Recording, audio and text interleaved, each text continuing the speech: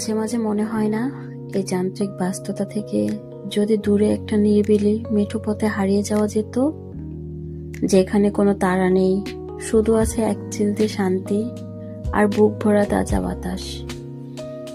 আসলে আমাদের জীবনটা তো এই রাস্তার মতোই, কখনো আঁকাবাঁকা, কখনো অনেকটা পথ একা চলতে হয়।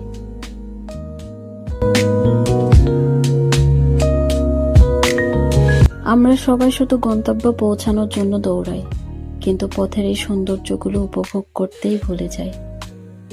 অথচ এই ছোট ছোট মুহূর্তগুলোই কিন্তু বেঁচে থাকার শক্তি দেয়। নিজেকে একটু সময় দিন, প্রকৃতির সাথে কথা বলুন, দেখবেন মনের সব ক্লান্তি নিমিষেই দূর হয়ে যাবে। দিন শেষে নিজের শান্তিটাই তো আসল, তাই না?